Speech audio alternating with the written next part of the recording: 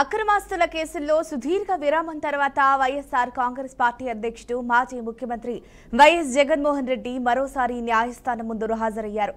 November 20న హైదరాబాద్లోని CBI ప్రత్యేక కోర్టుకు ఆయన ప్రత్యక్షంగా వెళ్లేందుకు సన్నద్ధం అవడం రాజకీయ వర్గాల్లో చర్చనీయాంశమైంది. 2019లో సీఎం అయ్యే వరకు అనంతరం ముఖ్యమంత్రి హోదా ముగిసే వరకు కోర్టు హాజరు నుంచి అనేకసార్లు మినహాయింపులు పొందిన ఆయన ఇప్పుడు మాత్రం తప్పనిసరిగా హాజరు కావాల్సిన పరిస్థితి ఏర్పడింది.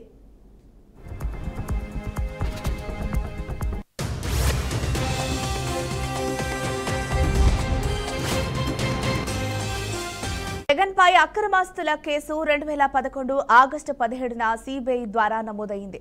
ఆ రోజు నుంచి ఆయన్ను కోర్టు పలుమార్లు విచారించింది. చివరిసారిగా 2020 జనవరిలో వ్యక్తిగతంగా కోర్టుకు హాజరయ్యారు. అప్పటి నుంచి పరిపాలనా బాధ్యతలు, భద్రతా కారణాలు, అధికార హోదా వంటి అంశాలను చూపిస్తూ కోర్టు హాజరు నుంచి దూరంగా ఉన్నారు. ఎన్నికల తర్వాత కూడా అనేక వాయిదాలు తీసుకుంటూ ప్రత్యక్ష హాజరును నివారించారు.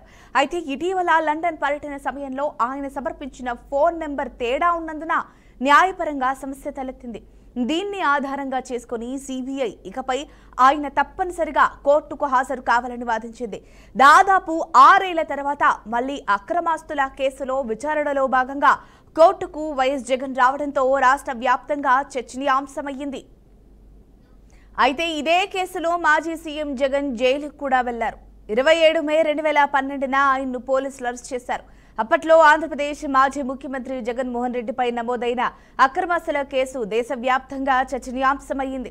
అధికార దుర్వినియోగం, పెట్టుబడులు, అవినీతి ఆరోపణలు వంటి వివాదాస్పద అంశాలతో ఆయనపై పోలీసులు కేసు నమోదు చేసి అరెస్ట్ చేశారు. ఆ తర్వాత బెయిల్పై జగన్ విడుదలయ్యారు. అప్పటి నుంచి ఏపీ సీఎంగా బాధ్యతలు చేపట్టిన తర్వాత కేవలం ఒక్కసారి మాత్రమే కోర్టుకు హాజరయ్యారు. ఇటీవల కోర్టు అనుమతితో జగన్ లండన్కు వెళ్లారు. ఆ సమయంలో కోర్టుకు తప్పుడు నెంబర్ ఇచ్చిన అంశంపై సిబిఐ కోర్టు సీరియస్ అయింది. జగన్ లండన్ టూర్ నుంచి స్వదేశానికి వచ్చిన తర్వాత హాజరు కావాలని కోర్టు ఆదేశం మేరకు వర్చువల్ గా కోర్టుకు హాజరవుతారని కోరాడు. అయితే దీనిపై సిబిఐ కోర్టు అభ్యంతరం తెలిపింది. భౌతికంగా హాజరు కావాల్సిందేనని స్పష్టం చేయడంతో ఇవాళ నాంపల్లి సిబిఐ కోర్టుకు వైఎస్ జగన్ హాజరయ్యారు.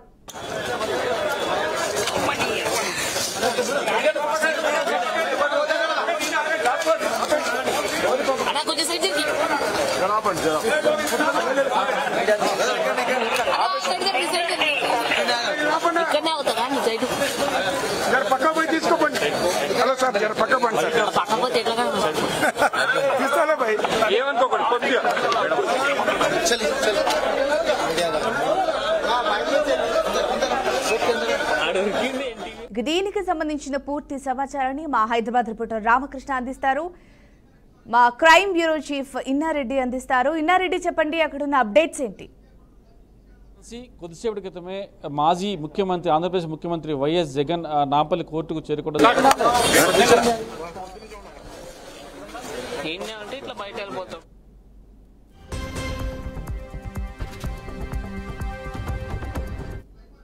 కోర్టు ఆదేశాలు జారీ చేయడంతో ఇక్కడ బేగంపేట ఎయిర్పోర్ట్ నుంచి ర్యాలీగా వైఎస్ఆర్ అభ్యర్థుల ర్యాలీగా రావడం జరిగింది. మాత్రం బేగంపేట ఎయిర్పోర్ట్ కూడా కొంత లాఠీ చార్జ్, కొంత పోలీసులు, తర్వాత వైఎస్ఆర్సీపీ కార్యకర్తలతో కొంత తోపులు కూడా జరిగినటువంటి ఉంది. అక్కడ స్వల్ప పార్టీ లాఠీ చార్జ్ కూడా జరిగింది. సో అక్కడి నుంచి ర్యాలీగా వచ్చిన వైఎస్ఆర్సీపీ అభిమానులు జగన్ ఇప్పుడు మాత్రం కొద్దిసేపు క్రితమే నాంపల్లి కోర్టులో రావడం జరిగింది. నాంపల్లి కోర్టుకు సంబంధించి ఈరోజు హాజరైన తర్వాత కోర్టు నిర్ణయం తీసుకుంటుంది. అయితే గతంలోనే కోర్టు హాజరు కాకుండా వర్చువల్ లో హాజరవుతారని చెప్తాను. గతంలో కూడా ఆయన ముఖ్యమంత్రిగా ఉన్న సమయంలో డ్యూ టు సమ్ రీజన్స్ అనే పని, అంటే సెక్యూరిటీ రీజన్స్ వల్ల నేను హాజరు కాలేకపోతానని చెప్తాను కూడా అనేక కారణాలతోటి సుదీర్ఘంగా ఆయన బెయిల్ మీద ఉండడం జరుగుతా ఉంది. మొత్తం మీద ఈ కేసు సంబంధించి ఈ రోజు కోర్టు హాజరైన తర్వాత కోర్టు తీసుకుపోయే నిర్ణయాలంటే ఫర్దర్ గా ఇన్వెస్టిగేషన్ అనేది చాలా ఫాస్ట్ గా జరగాలని చెప్తారు కూడా. గతంలోనే సుప్రీంకోర్టు ఏమైతే ఆదేశాలు జారీ చేసిందో ఆదేశాల మేరకు ప్రస్తుతం ఈ రోజు నాంపల్లి కోర్టు ఖచ్చితంగా ప్రత్యక్షంగా హాజరు కావాలి. ఇచ్చిన ఆదేశాల మేరకు ప్రస్తుతం జగన్ కొద్దిసేపటి క్రితమే ఇప్పుడు లోపలికి వెళ్ళాడు.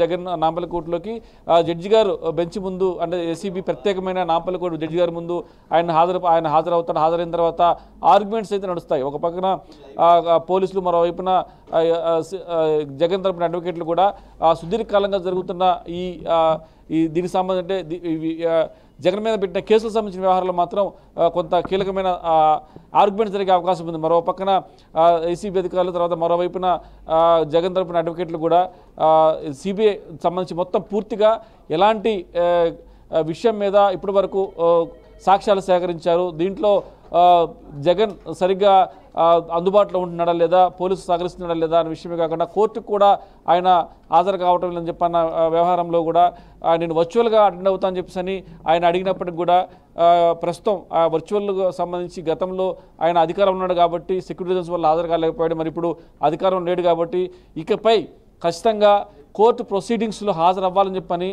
కంటిన్యూస్గా హాజరవ్వాలని చెప్పేసి కోర్టు ఆదేశాలిస్తుందా, లేకపోతే వర్చువల్గా ఆయన హాజరవ్వడానికి ఏమన్నా కోర్టు పర్మిషన్ ఇస్తుందా, అలాగనే ఇప్పటివరకు జరిగిన తర్వాత వేసిన ఛార్జ్షీట్లు ఏమైతే ఉన్నాయో ఛార్జ్షీట్ల ఆధారంగా ఎలాంటి ఆదేశాలు ఇచ్చే అవకాశం ఉంది, ఎలాంటి ఆర్గ్యుమెంట్స్ జరుగుతాయని దాని మీద ఉత్కంఠ కొనసాగుతూ ఉంది. ఖచ్చితంగా ఈ మళ్ళీ మరోసారి వాయిదా పడిన తర్వాత జరగబోయే పరిణామాలు అంటే ఇప్పటివరకు చేసిన అక్రమ కేసుకు సంబంధించి ఇప్పటికే ఛార్జ్షీట్లు దాఖలు చేయడం జరిగింది. పలు దఫాలుగా ఛార్జ్షీట్ దాఖలైన తర్వాత ప్రస్తుతం ఈరోజు సిబిఐ ప్రత్యేక కోర్టు ముందు హాజరైన తర్వాత మరి సిబిఐ అధికారులు ఎలాంటి ఆర్గ్యుమెంట్ చేస్తారు, తర్వాత ఆయన బెయిల్ మీద ఉన్న నేపథ్యంలో ప్రస్తుతం ఆయన్ను బెయిల్ క్యాన్సిలేషన్ చేయాలని చెప్పని దాని మీదనే కొంచెం ఆర్గ్యుమెంట్స్ నడుస్తాయేమని చెప్పని కూడా తెలుస్తూ ఉంది.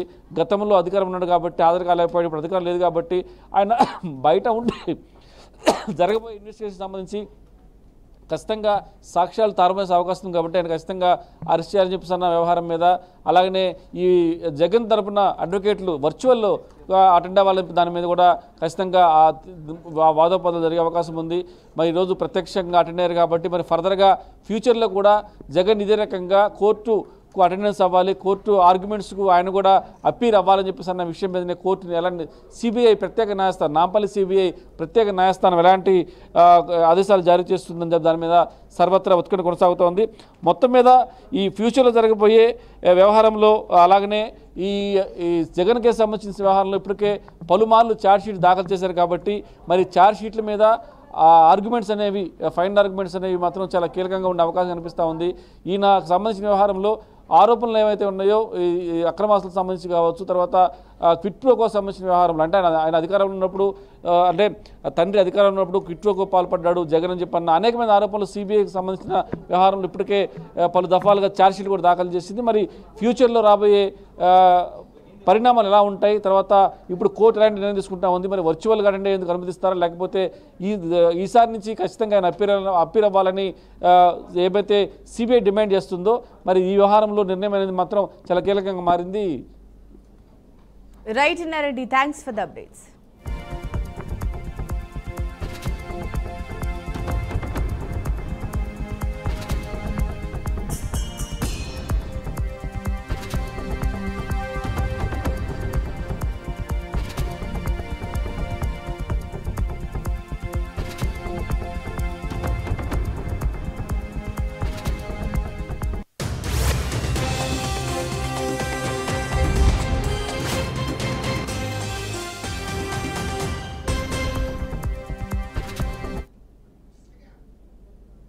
దీనికి సంబంధించిన మరింత సమాచారాన్ని నాంపల్లి కోర్టు దగ్గరున్న మా హైదరాబాద్ రిపోర్టర్ రామకృష్ణ అందిస్తారు. రామకృష్ణ, చెప్పండి, మరి అక్రమాస్తుల కేసుల్లో సుదీర్ఘ విరామం తర్వాత వైఎస్ఆర్ కాంగ్రెస్ పార్టీ అధ్యక్షుడు మాజీ ముఖ్యమంత్రి వైఎస్ జగన్మోహన్ రెడ్డి మరోసారి న్యాయస్థానం ముందు హాజరయ్యారు. మరి దీనికి సంబంధించిన పూర్తి అప్డేట్స్ చెప్పండి.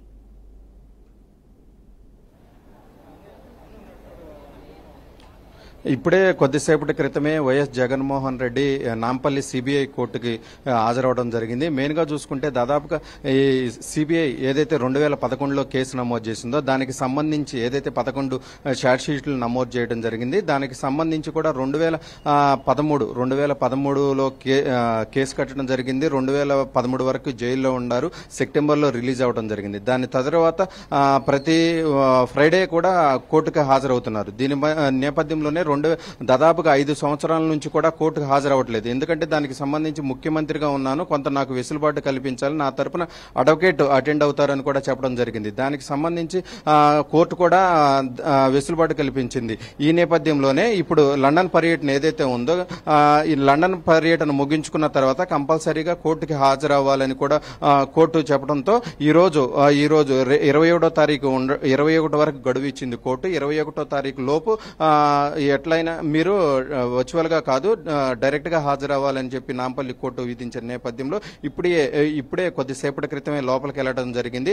దాదాపుగా ఇక్కడ ఎంతసేపు ఉంటారు ఏదైతే ఉందో దాదాపుగా ఇది 16వ నంబర్ ఈ రోజు ఏదైతే ఉందో 16వ నంబర్లో జగన్మోహన్ రెడ్డికి సంబంధించి కేసు లిస్ట్ అయి ఉంది.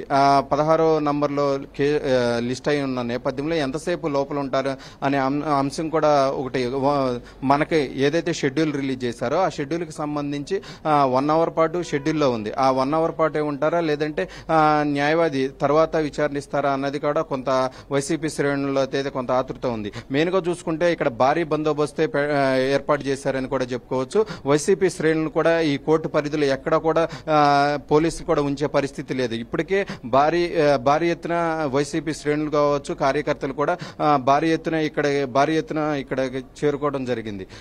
వారికి సంబంధించి కూడా పోలీసులు కూడా కొంత వాళ్ళని చల్లాచెదురు చేసి కొంతమందిని అయితే ఏదైనా అల్లర్లు చేస్తే అలాంటి వాళ్ళని కూడా అరెస్ట్ చేసి పిఎస్ కి తరలించే పరిస్థితి కూడా ఉంది. మొత్తంగా ఓవరాల్ గా చూసుకుంటే ఈ 11 షార్ట్ షీట్లకు సంబంధించి జగన్మోహన్ రెడ్డి ఏ1గా ఉన్న నేపథ్యంలో ఇప్పుడు ఎలాంటి ముఖ్యమంత్రి పదవిలో గానీ ప్రతిపక్ష నాయకుడుగా కూడా లేరు కాబట్టి జస్ట్ మాజీ ముఖ్యమంత్రి కడప ఎమ్మెల్యేగానే ఉన్నారు 17 నెలల నుంచి. సో మీకు ఎలాంటి ఎగ్జామ్షన్ ఉండదు, ఖచ్చితంగా కోర్టుకు హాజరవ్వాలని చెప్పడంతో ఈ రోజు కోర్టుకు హాజరవడం జరిగింది. దీనికి సంబంధించి న్యాయవాది ఎలాంటి ప్రతి వారం హాజరవ్వమంటారా లేదంటే ఏంటన్నది కూడా కొంత తెలియాల్సి ఉంది. మెయిన్ గా చూసుకున్నట్లయితే పాదయాత్ర సమయంలో కూడా ప్రతి వీక్ కూడా గురువారం హైదరాబాద్ లోటస్ పాయింట్ కి వచ్చేవారు, ఫ్రైడే హాజరయ్యేవాడు. మొత్తంగా చూసుకున్నట్లయితే దీనికి సంబంధించి ఏదైతే అభియోగాలు ఉన్నాయో 47,000 కోట్ల అవినీతి జరిగింది. దానికి సంబంధించి కూడా ప్రతి షార్ట్ షీట్ లో కూడా A1గా ఉన్న నేపథ్యంలో ఈ రోజు హాజరవడం జరిగింది. ఓవరాల్ గా చూసుకున్నట్లయితే ఎంతసేపు ఉంటాడనేది ఇక్కడ నుంచి తదనంతరం లోటస్ పాయింట్ చేరుకుంటారు. లోటస్ పాయింట్ నుంచి డైరెక్ట్ గా బేగంపేట ఎయిర్పోర్ట్ నుంచి బెంగళూరు నివాసానికి చేరుకునేటట్టు షెడ్యూల్ అయితే ఉంది. ఇప్పుడు ఇక్కడైతే మాత్రం భారీ బందోబస్తు అయితే ఏర్పాటు చేసినట్లుగా కూడా తెలుస్తుంది. Right, thank you Ramakrishna for the updates.